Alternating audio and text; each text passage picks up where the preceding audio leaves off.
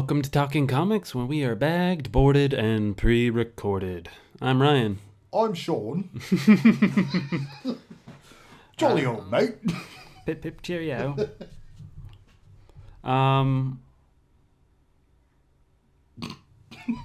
Podcast. Yeah. So a couple of things to talk about before we get into our nerd podcast that we do.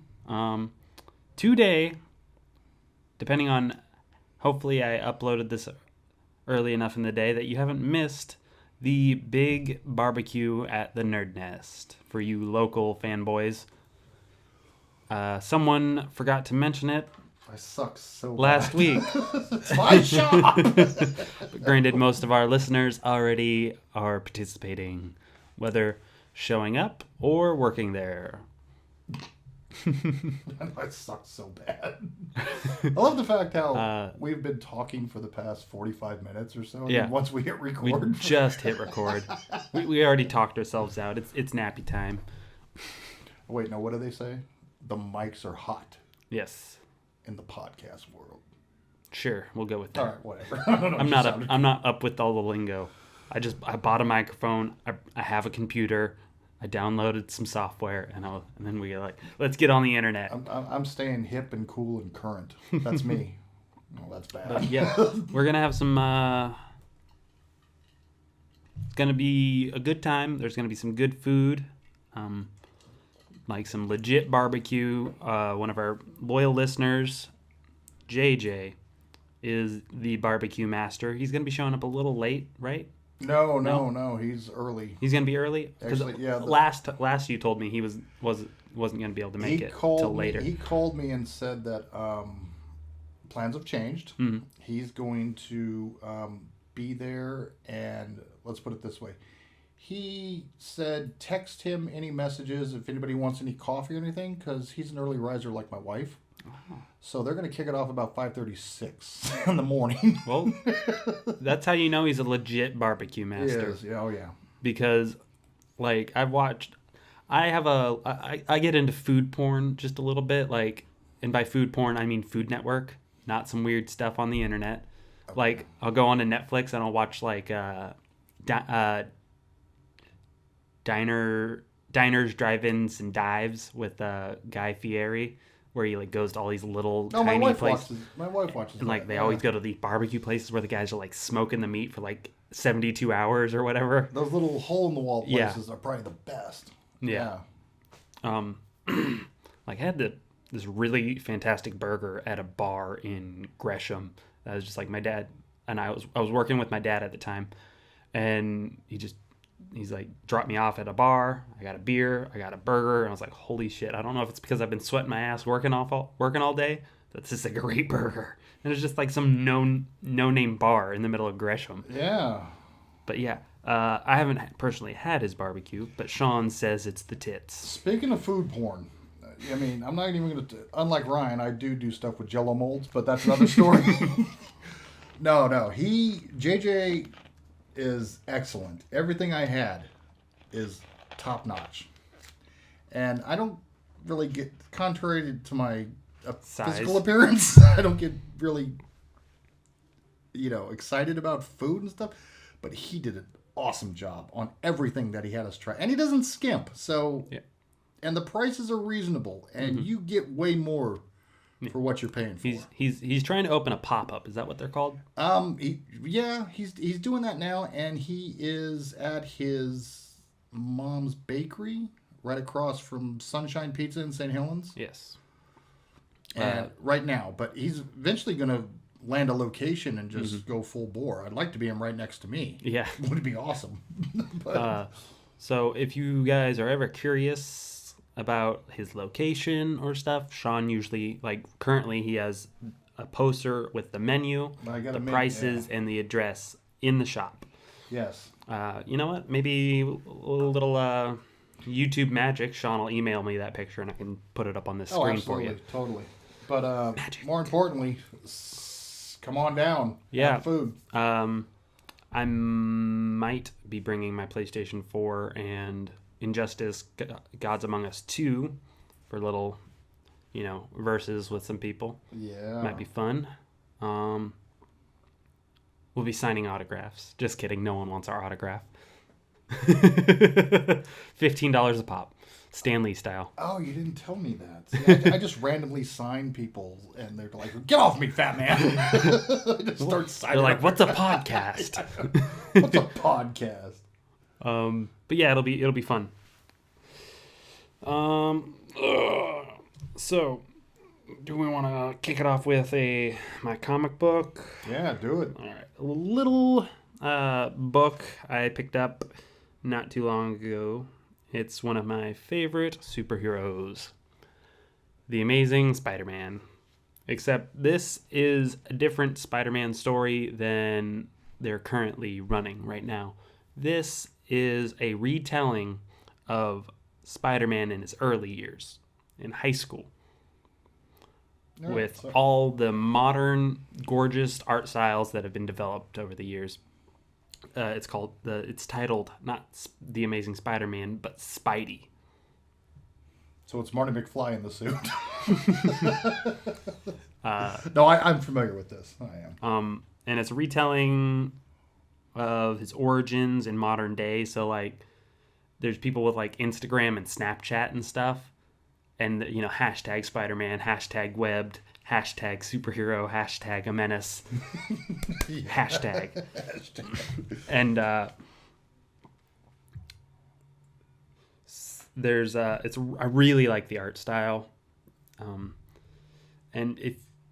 I definitely recommend picking it up. It's retelling, and it's also like retelling the story, but not holding your hand about it. Like how there's like every time there's a new Spider-Man movie, they retell the origin story. Oh, yes. I get that they're yes, I understand that they're starting a new run of Spider-Man, but maybe just shorten it down to like a couple of like flashbacky scenes, and that's what they did in this comic. Spider-Man. Is his whole origin story takes place on one single page at the beginning of a chapter. There you go. Boom. Enough said. Picture of a spider biting him. Picture of pain. Picture of him wrestling. A picture of Uncle Ben dying. And flashback panel. Yeah, just like one page. That's all you need. Like 1-2 pages. That's it. When you first open the book, it's the first 2 pages. You could do it in one page, and then if you want to go second page, just a full page of Stanley going, "Enough said." Enough said. Let's move on. I was hoping you would be my ride. Yeah. Oh yeah. Don't get me started. It is his and since it's in the older days, his love interest is Gwen Stacy. Mm-hmm.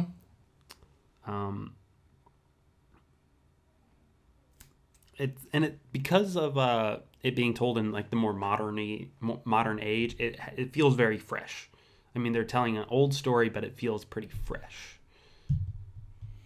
Okay, so in that one page, so he still does the wrestling gig. Yeah. Where he tries to, and the whole thing like that. So it's instead of Bonesaw, it's like what, John Cena?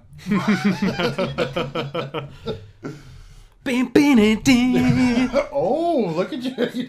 John, well, I don't know. You can't see me. No, you can't see me, thwip. Sean's not super familiar with memes. He's vaguely familiar. John Cena has straight up become a meme.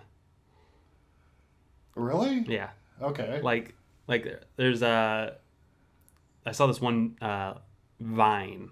There's short videos that were very popular. And it was this guy was like, "Oh, I don't feel very good." And he opens up his medicine cabinet and looking at all the medicine. He's like, "What's meme quill?" Screws it off, takes a drink. He's like, "Man, I feel like John Cena."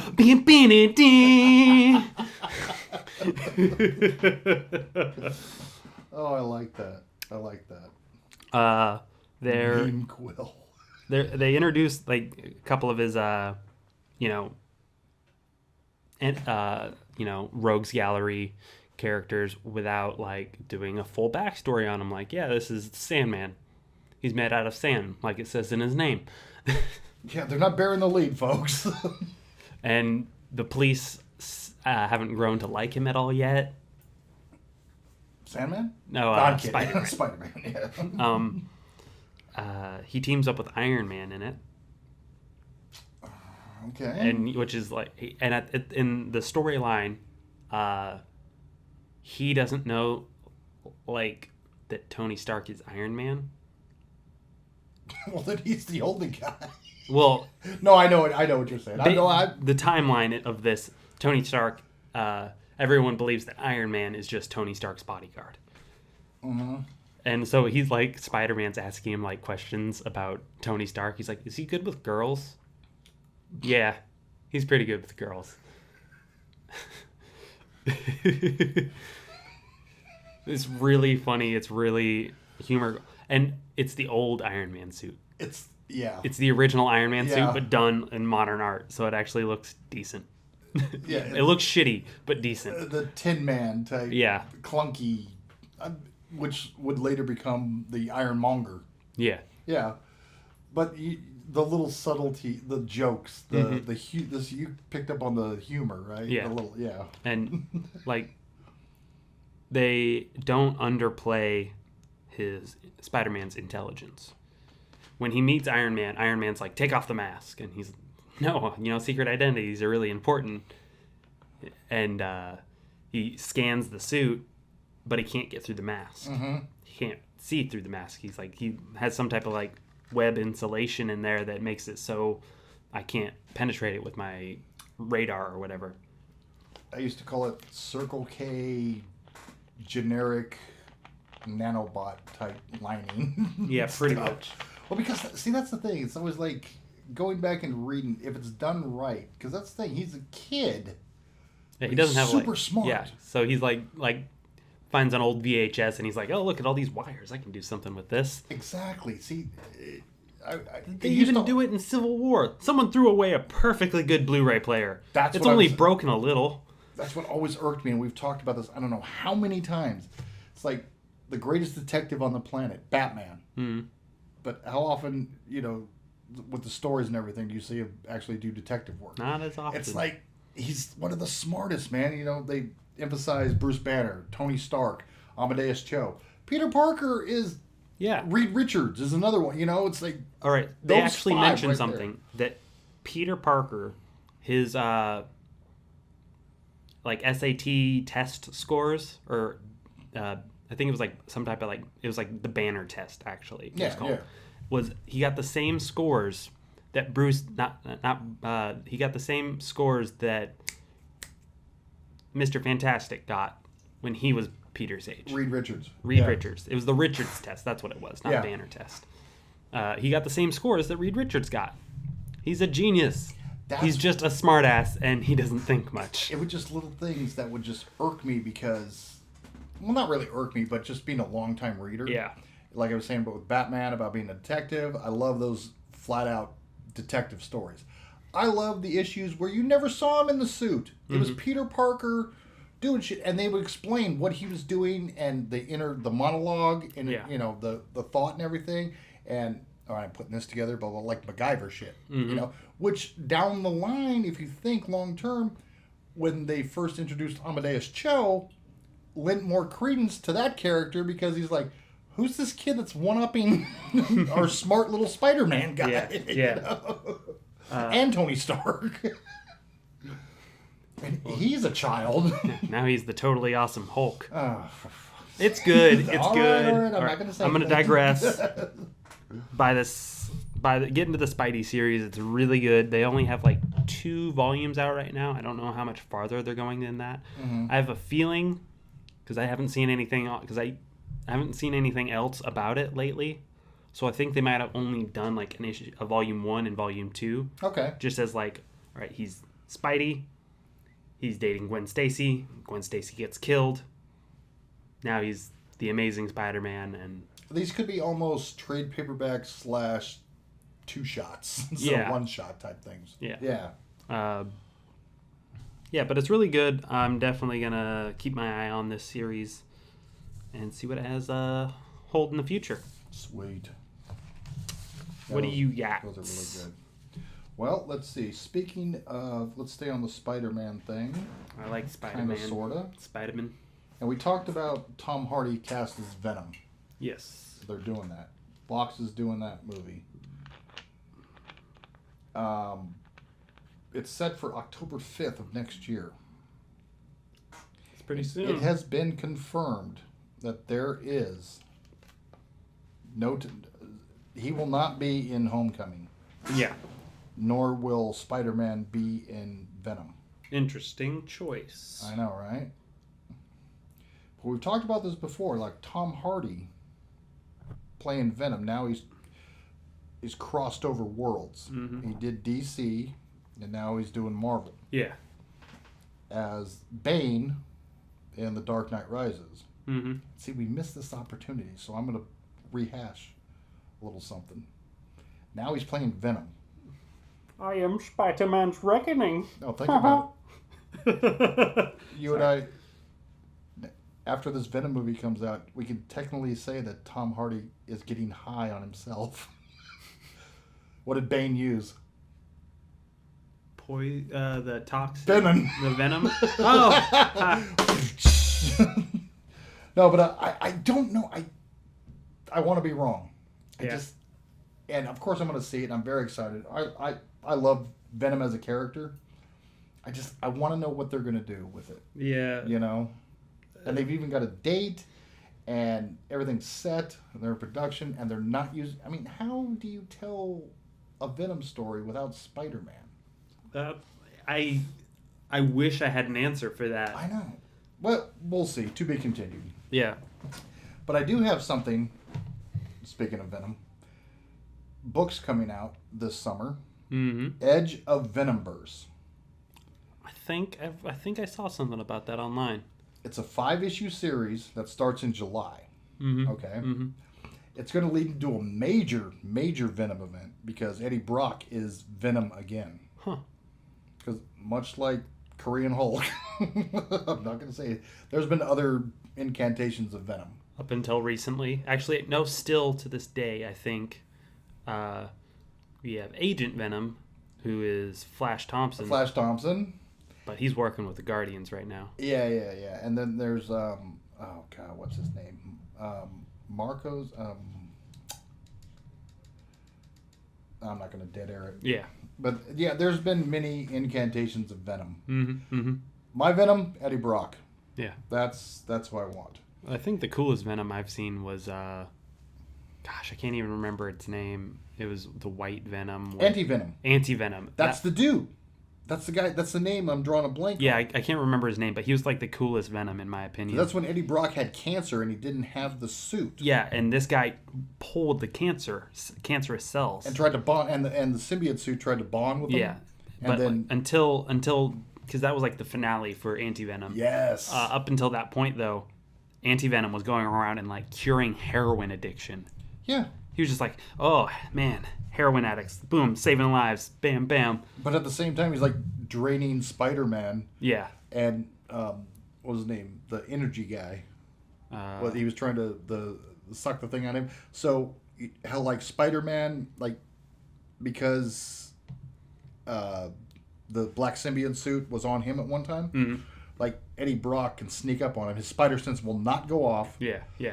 He's got everything that Spider-Man has, only 1,000,000 times stronger. Mm-hmm. When he's around Anti-Venom, his powers weaken. Yeah. Every time he's around him, like almost like Leech with mutants, you know. But this Edge of Venom-verse, it's a 5-issue series leading into a huge, as yet to be named, Venom event. Mm-hmm. And it's starting in July with Venom Pool.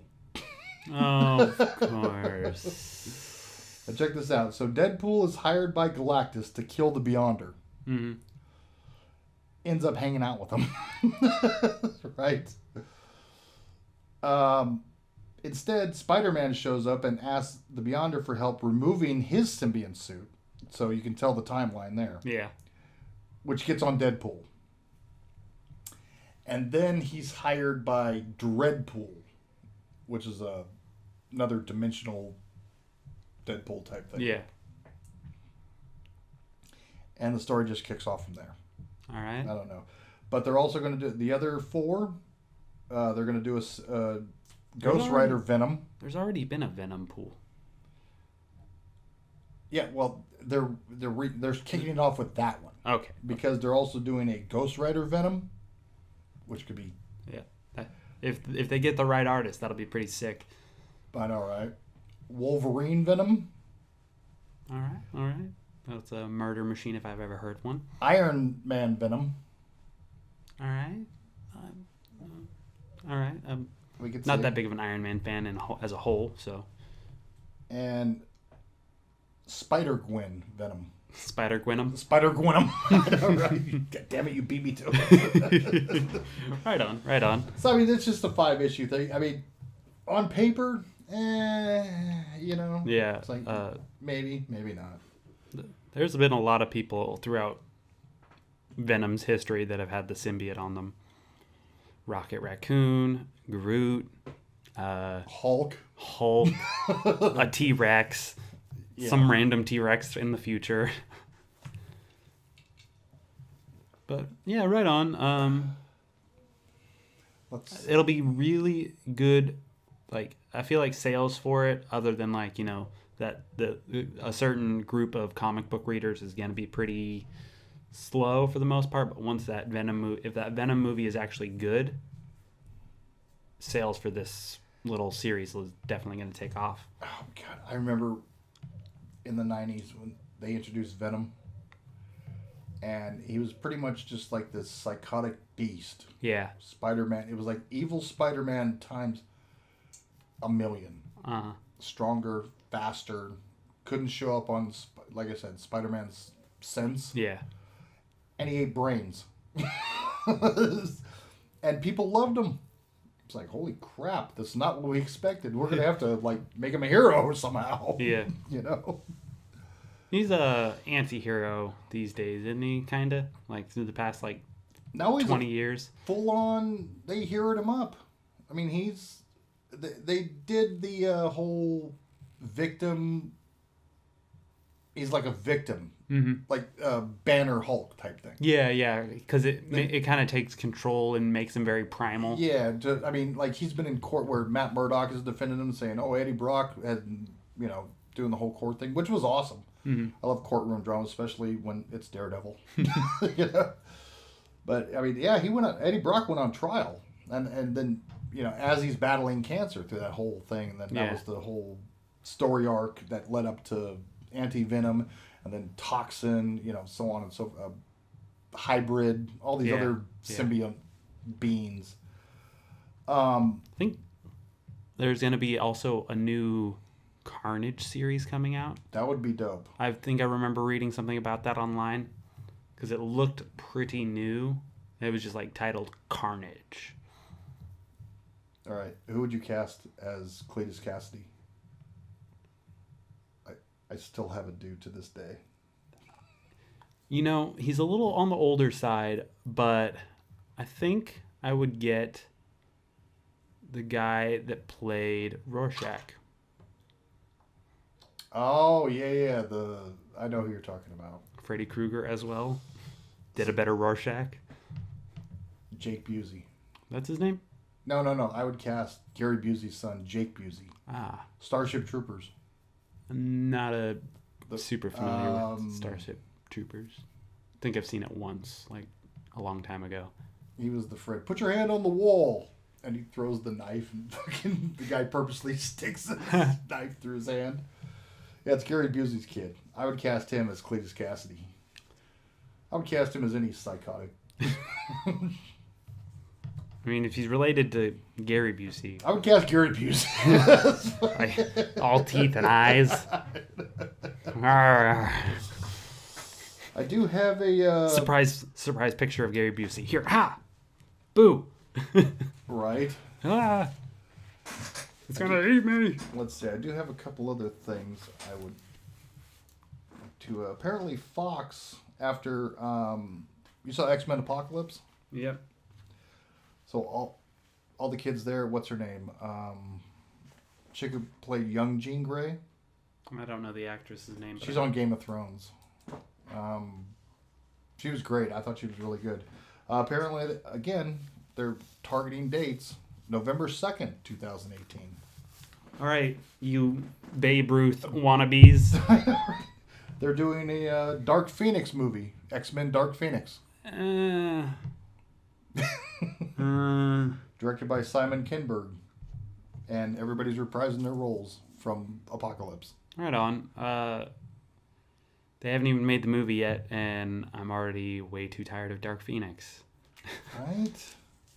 They hinted at it in Apocalypse. Which was better than X3. Yeah. X3 kind of put a bad taste in everyone's mouth for Dark Phoenix. Yeah, for Dark Phoenix, yes. I still like that movie. You know, how about we get normal Phoenix going, and then we move on to Dark Phoenix? How about we set up a character. How about we do some Mr. Sinister and some Savage Land, then go on to Dark Phoenix? How about we do a couple more good X-Men movies before we move on to Dark Phoenix? Touche. Like, for real, that's a serious story arc for the X-Men. That is there in Infinity Wars. If you're going to do a movie, you need to have a lot of players cast. Mm-hmm. Cosmic and otherwise. Yeah. You know what they really need to do? Pull their heads out of their ass and start working with Marvel. Mm-hmm. So saith Hugh Jackman and Ryan Reynolds. And us. If your two biggest characters, actors, are telling you to get your shit together, get your shit together. Mm-hmm. Those guys know what they're talking about. They've been in the business a while. And they're making you money. Yeah, a lot of money. Oh, now let's see. I don't know. Let's see. Some other mediocre news, which I think... I didn't say it. We were talking about this earlier.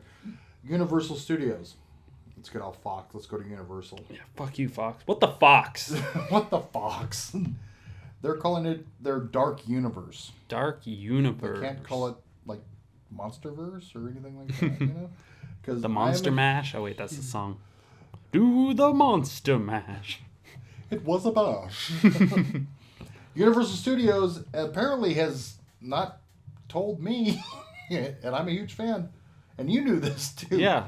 They did a movie called Dracula Untold a couple years back, which... I never saw it. It was all right. It's worth seeing once. After that... It's got, what's his name that plays young Xavier? Yeah. Oh, fuck.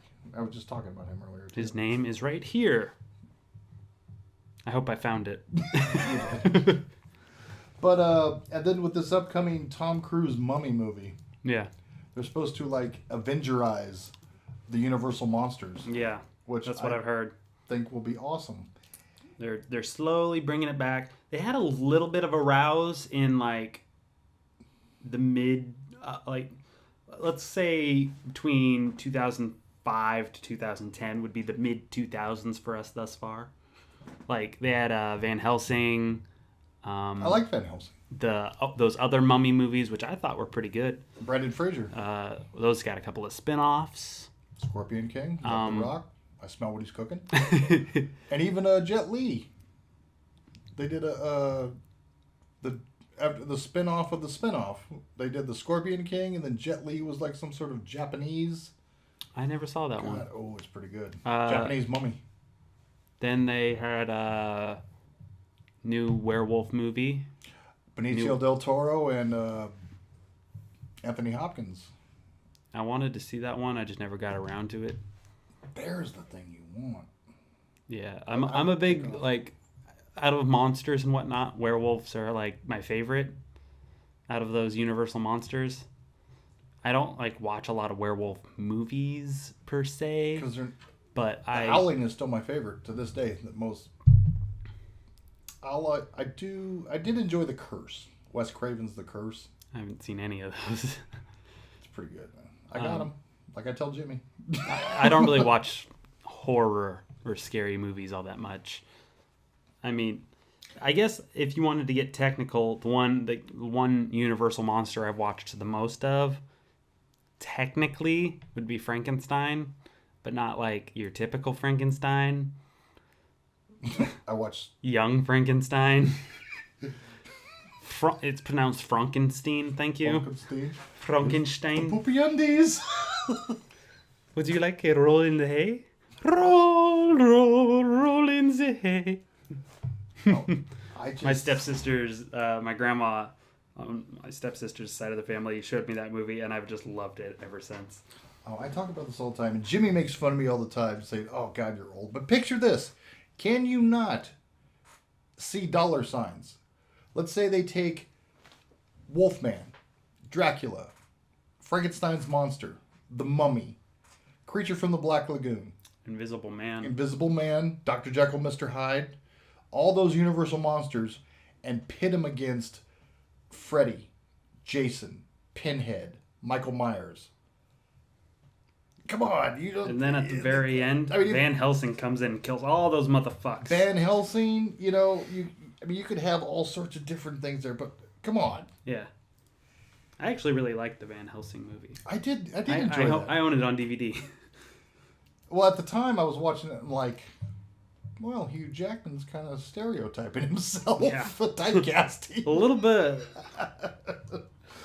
But I could look at what... Bring him back as Van Helsing. He looks way better as an old man.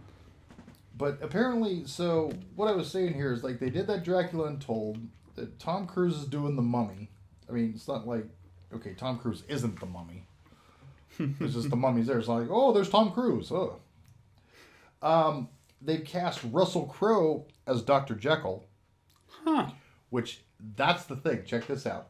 He is the Phil Coulson. Because they're going to Avengerize all these Universal monsters. Like, he owns a company that is on an expedition all around to investigate these phenomenons with these other monsters. Yeah. He's a monster himself. Not unbeknownst to everybody else. Yeah, he's probably like out there like, all right, I got to figure out how to not be a monster anymore. Dr. Jekyll, yeah, Mr. Hyde. They've cast, they haven't cast, but there's a Creature from the Black Lagoon movie in the works. They've cast Johnny Depp as the Invisible Man. Nice. You know how much he loves the prosthetics. I mean, every time he comes over to the States, he's in full, you can't even tell. And this is what I thought was the best. Frankenstein's monster. When they do a Frankenstein movie, Javier Bardem. Who? Javier Bardem. The new Pirates of the Caribbean movie, the bad guy. No Country for Old Men. Oh, he was, yeah. Yeah. Can you picture it? He's going to be Frankenstein's boss. Jeez, that's terrifying. That's awesome. Burn it with fire. Burn it with fire. I just want. I hope they do that scene where he gives the little girl sitting by the river the flower. I want to see what happens there. He just has the air gun. What the? Sorry, I brought this from the other set. It was a holdover. They let me keep it. They said I could keep it. They wouldn't take it away from me. It's like they were scared of me or something. I told them flip a coin. Why would they be scared of this? And there's also a Bride of Frankenstein in the works too. Nice. Who the fuck's gonna marry that? Oh my god. I am totally on board. Old man. I know. Jimmy, are you here? Sean's so old, he babysat Jesus before he was white. Mm-hmm. George Burns signed my yearbook. Joseph paid Sean in carpentry work. Carpentry work. Oh, let me fix that hole in your roof for you. I was an apprentice. But yeah, that's pretty awesome that they're bringing that back.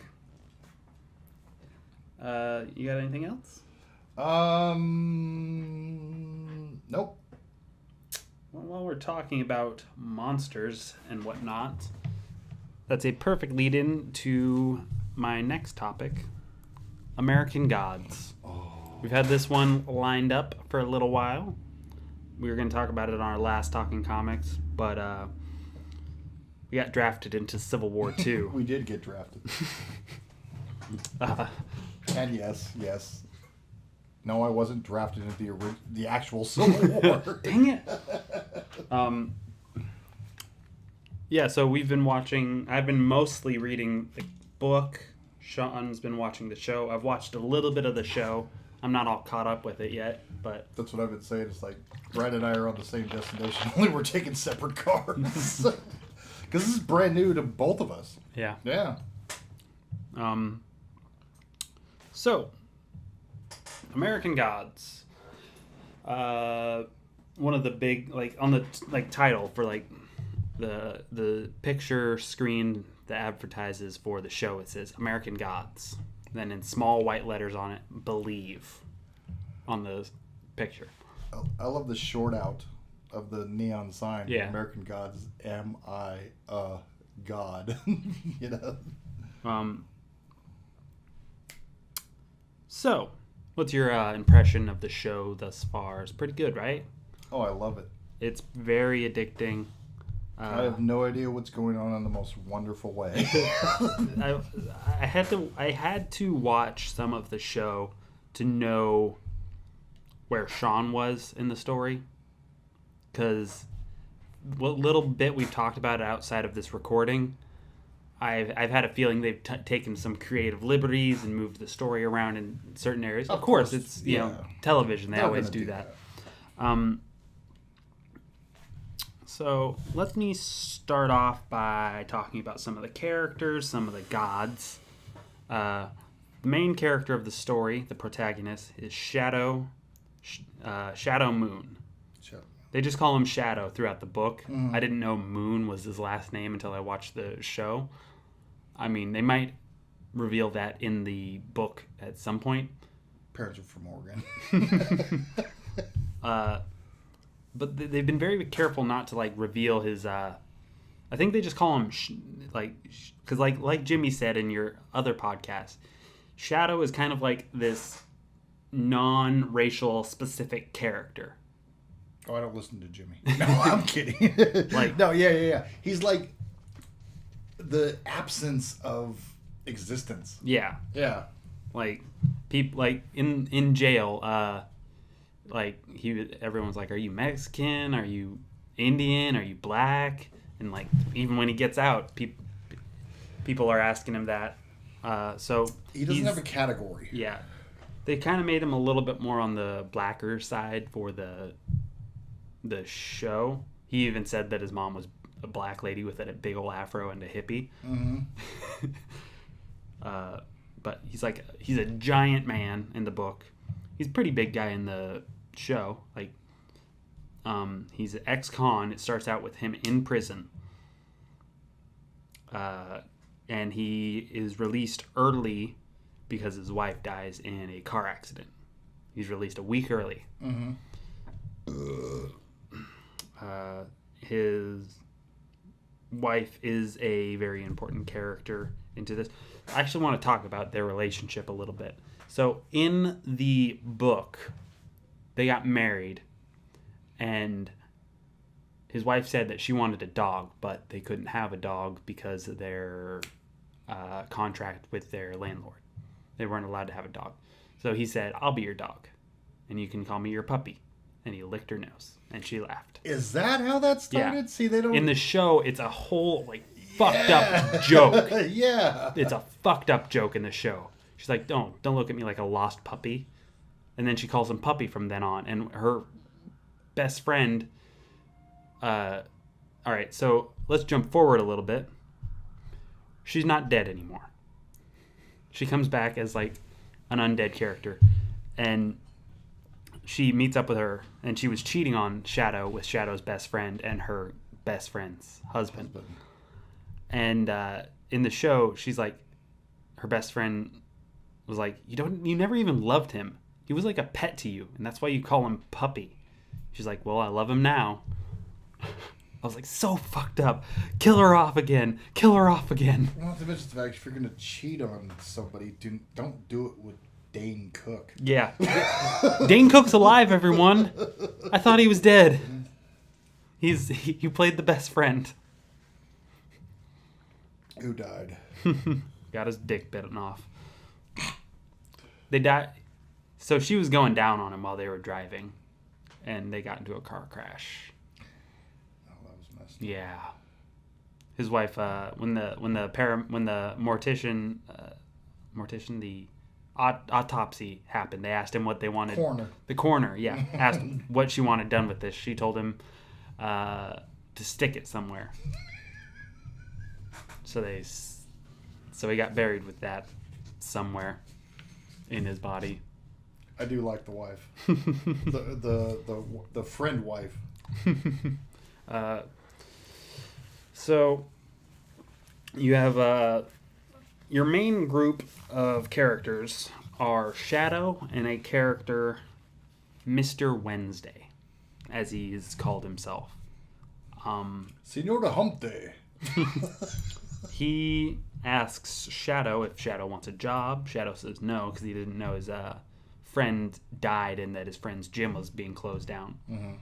He, of course, finds out, flips a coin, says, I don't want to work for anyone that has worse luck than I do, rigs the toss, and the Mr. Wednesday says heads. Shadow says the toss was rigged. Wednesday says rigged games are the easiest to win, and it was heads. He's like, but I rigged the toss. He tried it a couple more times. Anyways, everyone calls Mr. Wednesday a con man, a scammer. I call him an entrepreneur. He's a man about town. A schmoozer. He has a glass eye. I don't know if I have to be more obvious about who this character is. Sean didn't know until I pointed it out. I didn't. I thought for sure. I wasn't looking at the physical features. Also, I watched the show. Their actor choice. Perfect. Like, he doesn't fit the character bill of the book, but they got one of the best actors that can do this role. Al Pacino. Ooh-ah. No, I'm kidding. Do you want to work for me? Hoo-ah! Ian McShane. That guy is awesome. You may know him as the bartender from Deadwood, the hotel owner from John Wick, or that one nice guy from the Game of Thrones that died in the first episode he ever showed up in. Yeah. He tried to pilgrim the wolf. He is Odin, the All-Father. I don't really have much else I can say about that. The name kind of says it all. The All-Father? Odin, the All-Father. Oh, it's Thor's dad. Thor's pop. Pop. Yep. Hey, pop. That's all you gotta say. If you guys anybody listening like themselves some Chris Hemsworth like I do, and my wife. But more me. For the same reason. No, I'm kidding. This is Odin's dad, or Thor's dad. Yeah, he's really, really interesting. Greek mythology, people. Yeah. Norse. Read a book. Norse mythology. Norse. Sean. What the fuck? All right, get out of here. You're fired. I gotta go read a book. You're fired. In the immortal words of our president, you're fired. You're fired. It's the best firing that's ever happened. I fire the greatest people. Unbelievable. It's the best. I'm sorry. I'm sorry. We're not a political podcast, just I couldn't resist that joke. The next character I want to talk about is this African goddess. She in the book thus far that I've read, she was a throwaway character, but she showed up multiple times in the show, like 3 episodes. Oh, I very remember her. She eats people with her vagina. Essentially, she turns like into a giant while they're banging, and just like shoves them up in there. And I believe she was like a African fertility goddess. Is like what they're basing her off of. In the book, she's a prostitute. Oh shit! See, I thought you were going to tell me more. See, I don't care about spoilers for the book. I'll read it regardless. Yeah. I just want to. I thought you were going to. She was a throwaway. Really? She's only been in one scene, and it wasn't even pertinent to the story. Thus far, I've only read halfway. Well, you know, shit's coming. She was in the book. A dude paid to have sex with her. It was like, this is like the 1980s, so it was like $100. 40 if I remember right. No, I'm kidding. And she put the money underneath a little African fertility statue. Okay. Started banging, and she said, "Worship me. Worship me while we have sex." And he starts worshiping, and he's like, "Wow, this feels really good. What's going on down there?" And she like makes it so he can't look, and then like it describes her just like pushing him up in there at the end. Okay. And in the show, that's a character in the show that lends a little more visual. Yeah. And she doesn't say a word. Am I wrong? No, she says a couple of things. Like she says, "Worship me." Did she say that? Yeah, you were a little distracted by the boobs, weren't you? I was. Amongst other things. I was. What the fuck is happening? This is awesome. I bet it's cozy. Where are you going, buddy? And yeah, you actually get to see her like, not like go inside from right next to it, but like a downhead view of them like being pushed in. But she meets people through a dating app. She's like Tinder, like eating people. It's like swipe right for dinner. She's not like actually eating them. She's like getting them to worship her so she can gain more power, I'm assuming. But yeah, in the book she's a prostitute, so she gets paid for it too. Hey, you know. The next character I want to talk about is Mad Sweeney. He is a leprechaun. Oh, okay. Top of the morning to you laddies. Except he doesn't have like a full-blown accent. In the book, he doesn't have an Irish accent at all. He uses like the Irish words, like he talks like Irish people do using their vernacular, but he has like a Southern accent because he's lived in America so long. Okay. On the show, I love him. And he's a very tall character. They actually describe much later in the book that the leprechauns were the biggest of the fairy folk in the mound, which is where the Martinez clan live, as in Jimmy. It's where the mythical creatures and stuff in Ireland live. They live in the mounds. The mounds? Like, the hill. The Shire. The Shire. He can pull gold out of thin air, but he's actually like pulling it from like what I can only describe as like a subspace of a treasury in like heaven. Yeah. That I got. His character is actually really interesting when you read up on him.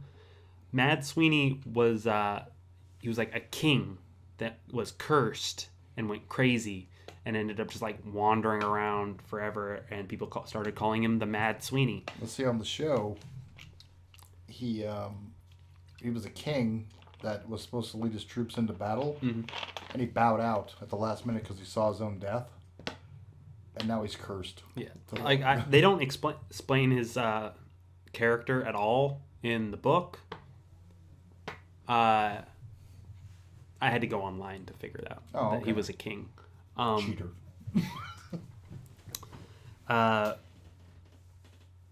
So you're all caught up on the show? Oh yeah. So you've seen the toast for Sweeney? Because there's 7 episodes out. You go right ahead and just... All right, he dies in the book. If it's a spoiler, go right ahead, because they're obviously going a different direction. Yeah, he in the book, he dies. Okay. So, much like the show, he gave Shadow the wrong coin when they first met. Yeah. And then, much later, so Shadow... The reason Shadow's wife comes back from the dead is because Shadow dropped the magical golden coin into her grave.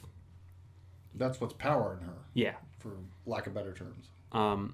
And so he is now in this little, I want to say it was in Louisiana? Kentucky. At least on the show. He was in this place. God, I can't remember the name of it. He was working with, he ended up having to, he was there without Mr. Wednesday, he had to work, and he was waiting for Mr. Wednesday to come meet up with him. Because he had Odin, Mr. Wednesday, had his crows, one of his crows, because Odin had 2 crows with him. That was part of his mythos. Tell Shadow to go to this place and wait for him. He gets there. It's called the Jackal and Ilbis Mortuary. Oh, okay. Which they kind of touch on in the show. Now, who are those 2 guys? Jackal and Ilbis? I will get to that. Okay. Let's see if I'm right. I have a prediction. So, they run the mortuary. They've always run the mortuary. Mm-hmm. Well, they've always worked with the dead. They kind of touch on the characters in the show. You have the Jackal, who he can actually transform into a dog. And Ilbis. All right, I'm just going to cut to the chase. They are Anubis and Thoth of the Egyptian mythos, like Egyptian lore. Anubis being the god of death. Thoth, if I'm pronouncing that right, is a god of knowledge. He knows like all stories and whatnot. It's the equivalent of the Grim Reaper in Father Time. Pretty much. Yeah, that's what I thought. And so he has to. They also have a cat who's a different goddess. They never really explain whom. I haven't seen the cat yet on the show. Thus far, they only showed up in the show for like one scene, and that was to help put Shadow. From what I've seen, Okay. I'm not all caught up. They helped put her back together. This podcast just turned into us comparing notes. Anyways, he works with them for a couple of days. I don't even remember where I was going with that. Oh yeah, Mad Sweeney shows up one day. It's like the middle of winter. Mm-hmm. Mad Sweeney, like Shadow, wakes up early, goes for a walk. He sees a guy standing on a bridge, looking all disheveled and fucked up, and it's Mad Sweeney. He's like, "Hey, I need my coin back. I gave you the wrong coin." He's like, "I don't have the coin anymore." Well, whoever has it, do you think they'll give it back to me? I don't think so. But I don't have it. He's like, "You fucking killed me. You just killed me by not giving me back this coin." And the next day, because Shadow's working with the mortuary, he gets called during a service that he was helping with to go pick up a body.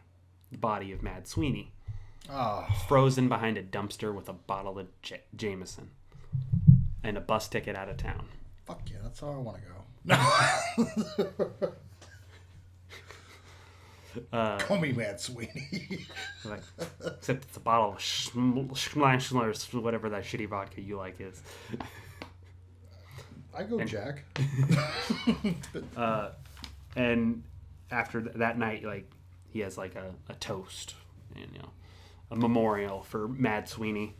Except like Mad Sweeney's like astral form is there with them, and he's drinking alongside them and giving Shadow a bunch of shit.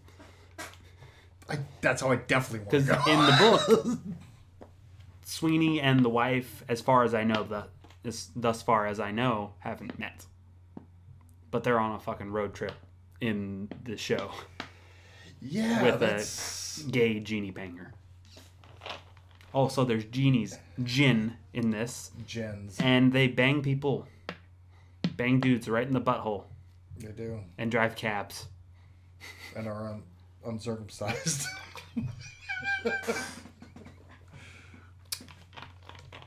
Yup.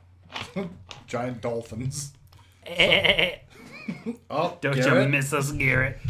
Garrett should be there. He's alive, folks. He should be at the barbecue. He told me so. Garrett, if you don't show up, I'm going to murder you. And then you won't be alive anymore. I'll do podcasts all by myself. Not mean like Ryan, Garrett. I would just take you to SeaWorld. Oh, that's so worse. That's so much worse. Oh, don't worry. We're just going to watch the killer whales. Mm-hmm. Why am I blindfolded? I don't know, chum. I'm not going to talk too much about this scene from the book.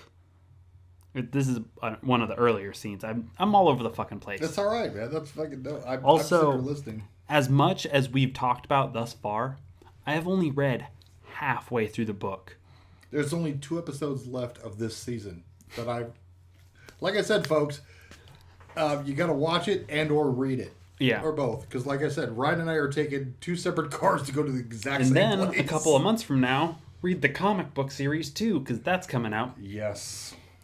The Russian god family. The Hammer. The Hammer. The Hammer. Right. Yes. I had to do a little research on that character.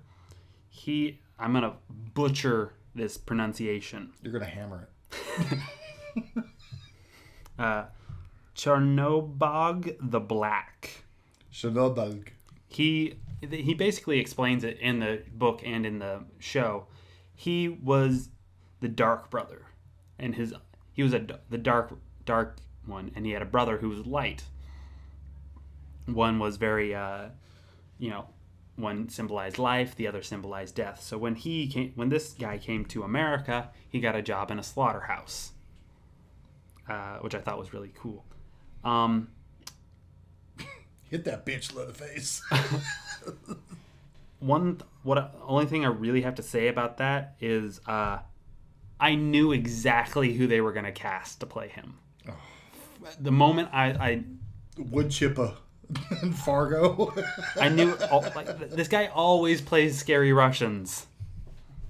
Do svidaniya, comrade. Do svidaniya. Pancakes. I'm tired of pancakes. It's a Fargo reference, folks. That scene, the chess match between them was so surreal, like with the hammer and the blood. Like, it was such a trip. If you guys talking about the show or the book? The show, because this is one of the scenes. They played checkers. Yeah, they did that in the book too. Just flat out, not chess. Checkers. They played checkers. I probably didn't. I didn't mention that. That's what I loved about that. It's a game of skill. Well, I mean, chess. He just doesn't know how to play chess. I don't know this chess you're speaking of. And the way this family makes money, other than him working at the slaughterhouse. In the book, he's retired, but in the movie, he's still working there, and now he uses the No Country for Old Men style instead of his hammer. The air gun. The air gun, yeah. But in the book, he's retired, so he's not making any more money, and he's just living off his pension. So his sisters make money by telling fortunes. And the oldest sister is the only good fortune teller because she's the only one that will tell a lie. Because these people can actually read your fortunes. And the other one would tell the truth. So she could never make any money. Because people don't want the truth. Miss Gwyneth Paltrow, are you listening? Have you heard about GoopCon? Well, crossover episode right there. Like Mr. Wednesday said, I know why you make the best. I know why you're the best fortune teller. You tell the prettiest lies. And he's trying to bang her the whole time. I don't know, like in the show, he's trying to bang her the whole time. It's kind of weird. She's 8,000 years old. He's 80. It's all right though. And then there's this scene on the rooftop with the youngest sister. So the sisters, one watches the morning, one watches the afternoon, and the other watches the night. They watch these. Is that what that was? Yeah, these 3 sisters are guardian gods that are protecting Mother Russia. I totally missed from that. this giant god bear that is imprisoned in the sky. You know how there's that stereotype about bears on unicycles in Russia? Like my type of bear, in a gay bar, or no, oh, okay, the kind that maul you. Oh, the Russian circus. Yeah, with the little fez hats. They literally have an ancient belief that there is a giant bear bear monster imprisoned in the stars. And these 3 sisters, their job is to watch out for him. It's the Milky Way, not the Honey Way. Exactly. The Big Dipper.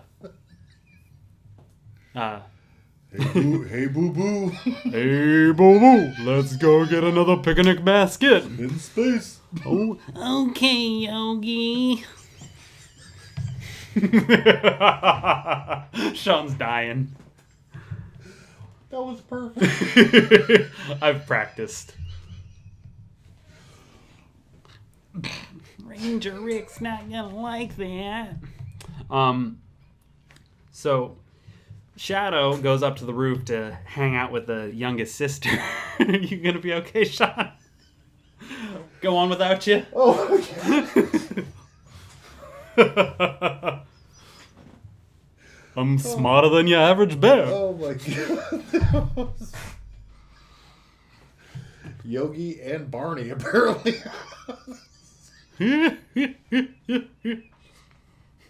Oh, Fred. Okay. Yeah.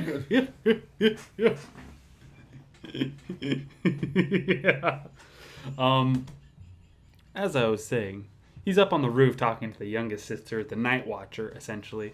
And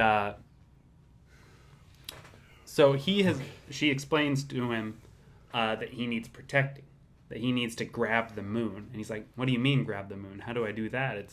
And then she shows him. She plucks the moon out of the sky, and it turns into a golden dollar, or a silver dollar. And she said, don't lose this. You already lost the protection of the sun. This one's weaker, but it will protect you. Oh, shit, that's right. So that gold coin he got from the Mad Sweeney was a protecting amulet that would have given him, at least in the case of the TV show, luck. Because in the show... But the dead wife has it now in her in stomach. the show, Sweeney, instead of saying, oh, I just as a whole, I give you the king's coin, the wrong coin. In the show, it's his lucky coin, which has been a kind of a staple in Leprechaun lore in multiple different, outlets, like on TV and whatnot. Like, if they lose their lucky coin, they die. Like, I watched a show on, the Disney Channel when I was, 12 about this kid who found out he was a leprechaun, and he lost his lucky coin. So he started, shrinking and getting pointy ears and, stepping in, dog shit and stuff like that. And, just living in dog shit. But it was a Disney Channel, so, they, So it wasn't a documentary. Yeah. Okay. Didn't have, wasn't, drinking a beer like Mad Sweeney. He had a shotgun blow the beer off in his face. Also, there's another character. They only show him very, very briefly in the show thus far. I haven't watched all of the show yet. I haven't watched all of what's out. The Uncut Gin? No. In the show, that purple-suited guy on the slave boat, Anansi. Oh, yes. He's a more important character in the book at the point that I'm in. Have you seen the? Now I know you're more into the book, which is awesome. That's why I'm kind of sitting back. But have you seen the crossing of the river? Oh, okay. Keep going. I'm sorry. I just. But they made him kind of time travel-y in the show. Because he's an African god. He's a god of knowledge, which is weird that they're trying to get a god of knowledge, a spirit of knowledge. What are you saying? To save them? Because he's black? You're better than that, Ryan. Come on. These guys that are being brought to Germany or England or America or wherever, these black guys these African dudes on a ship, and they're pretty sure they're going to America. Germany started the slave trade. You don't know. No, they just kind of hit the nail on the head, brought it on home. I'm sorry, I take that back. No, they preheated the ovens. And he comes on. He's like he says he'll free them, but he also educates them on the next 200 years of their life. It got really really racially political for a minute there. Really racially political. I fucking love that episode. It was intense. I'm not saying it was bad. It's just if you get uncomfortable when black people are angry, You're gonna be really uncomfortable in this scene. But he's also kind of and he's also like, at least in the book they explain, he tells a story in the book of, because he's a spider. He's a spider god essentially, and he's very tiny, but he tells the story of how he stole the tiger's balls. You're not acting surprised. Is that in the show? Huh? Oh yeah. They tell the I ate the tiger balls story. Yeah. So he like tricks the tiger in, because he's like, he talks about his tiny little spider balls and how they're old and dangly and dried up, and he like tells the spider he tells the tiger, go ahead and swim. I'll watch your balls for you. What the fuck? So he replaces his balls with the tiger's balls, and he goes to the monkeys. And he's like singing, yeah, I ate the tiger's balls, I ate the tiger's balls, yeah, or whatever. And the monkey's like, oh, I really like that. He's like, yeah, go ahead and sing it. Tell all your friends to sing it. So he tricked the tiger into thinking that the monkeys ate his balls, so he could get a nice shiny new pair of testicles. So he's also kind of a trickster god, as well as, God damn it, a knowledge god. That's actually... That's Loki. And they've used that. No, that actually has not been on the show, but that's an old story. Like old 1200, 1300, like the fall of Japan, like the beginning of ninjas. Mm-hmm. How they used to like trick people into like, they can turn into this animal. Yeah. They can tell this story. They'd spread rumors, and then that's how like the ninja got their power, because like all the villagers would like say that. I know that story. Okay. Like the fox and the raccoon, or the fox and the thing going across the river on the crocodile's back. Yeah. Yeah, you know that story. So one of the big... I'm going to try and wrap this up here. The main basis of like the story, at least thus far that I know of, is there's a war that's already come. We didn't see it coming. Is like, that was like another part of it. The war is already here. No one saw it coming. Like they call it the storm. The storm's been brewing or whatever. And it's the old gods versus the new gods. You know, the Odins, the Sweeneys, the old Russian murder gods. The Anubises and the... I could just go off the show, Anansi. Crispin Glover. He's a new god. And you haven't seen that yet, have you? Where he's like Mr. World. Mr. World? Yeah, Did you see that? Yeah. It's all in here. And this is the face you make when you're masturbating. I love I was Crispin like, what the Glover. fuck? Where were you watching? I love Crispin Glover. And Gillian Anderson. Scully. Oh, yeah. The boob tube. She knocked out his So friend. you have the new gods, the World, Mr. World. Mr. World. I don't know exactly what he represents yet. I don't either. He hasn't even been introduced in the book. Oh, really? You have television. Is that what she is in the books? Or it is in the books? Yeah. She represents television. Like she says... Media. Yeah, media. I was there when the Martians attacked. I was there during the moon landing. Gillian Scully, folks, for you know, if you're listening, you're pretty geeky. So They get the non-believer to X-Files. play a god. But it represents media. Yeah. That's what they call her on the show. That's sort of what they go on, but she's on the boob tube. Did you see her dressed up as David Bowie? Yeah, that was so funny. I Love Lucy wanted to flash the tits. You ever see Lucy? You ever wanted to see Lucy's tits? I know, right? Ding. Marilyn Monroe. I love that. And the internet. So, when I first started talking about this with Sean was like, I think the internet is a wigger. And I've come to the conclusion, you're not wrong, but you're not right either. How about the internet just sucks? You know, that's pretty close to what I was actually gonna say. To this and that. Just show. kidding. We love you, internet. Don't shut us down or delete us. Yay. I'm like, yay, we're still here. Cool. I was waiting for the Barney Rubble laugh. He is a culmination of like a mishmash of all of these stupid internet trends. That's exactly what he is. Like wearing like these goofy weird clothes. He had like 2 different hairstyles going on. He had the cornrows going around the side, then like that Jimmy Neutron swirl up front. It's That Ace Ventura, that Bob's Big Boy haircut.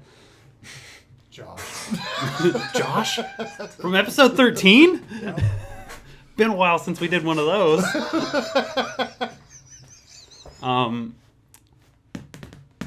But yeah, and in the show, he gets his front teeth knocked out by the media. She blows a kiss at him, and it like pow knocks his right in the kisser. I love.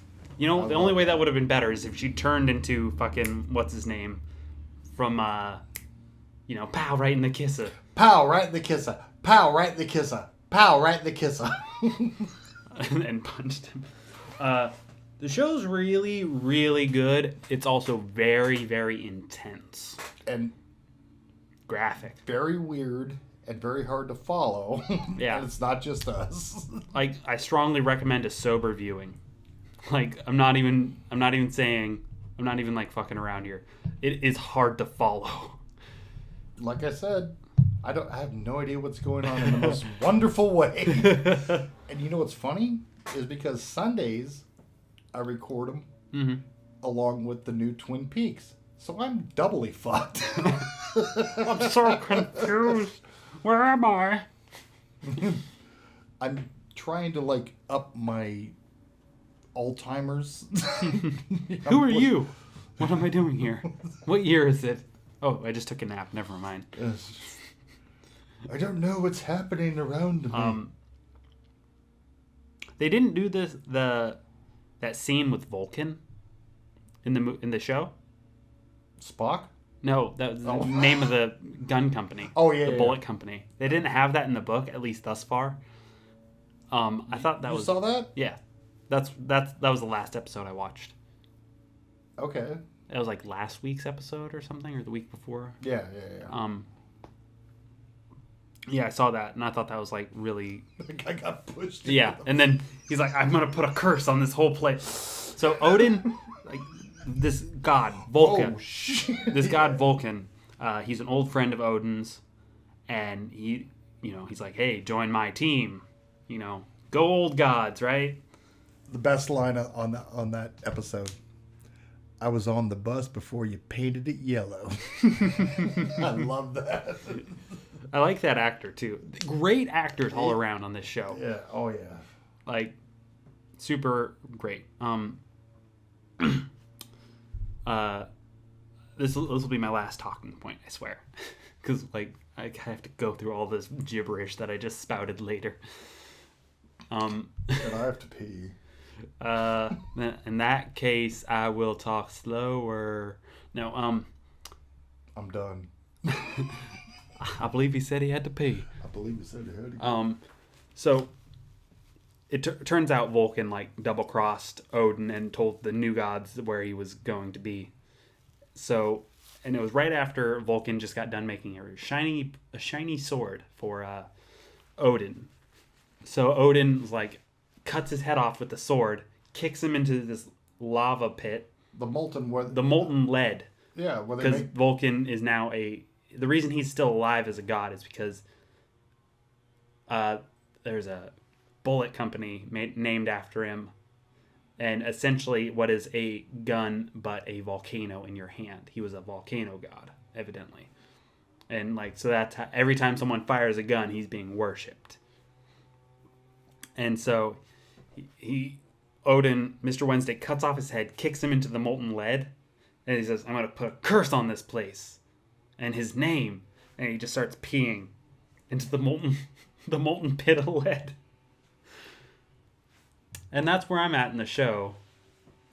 In the book, he's in a little know-nothing town hiding out. Really? under an assumed name. Because I was going to say snitches get stitches and misled get behead. And so yeah, that's all I got for this for now. They only have a couple more episodes in this season. You were saying? 2 more. 2 more? There's going to be a season 2, I can only assume. Oh, hopefully. I mean, you can guarantee. Hopefully there's another season. You can guarantee I'm going to be like, Ryan, give me the book. Ryan, give me the book. Ryan, give me the book. It's a thick book. Like, probably one of the biggest I've ever read. The thick books. A nice leathery... Sorry, what were we talking about? All right. So, check out... watch the show, read the book, get the comics when it comes out. American Gods. Definitely recommend. I highly recommend it, as well as Spidey Volume 1. Get them both. Love them both. Yada yada, blah blah blah. Edge of venom-verse. Edge of venom-verse this summer. Yes. Starts next month. You'll pay for the whole seat, but you'll only use the edge. Alright, sorry, this isn't a monster truck rally. Do not forget to come down this week, today, as this has been aired, to the Nerd Nest for some good barbecue grub and fun. And please like, comment, and subscribe. Don't forget to hit that bell icon so you get you get notifications to all of our uploads. Thank you guys for tuning in, and as always, have a day.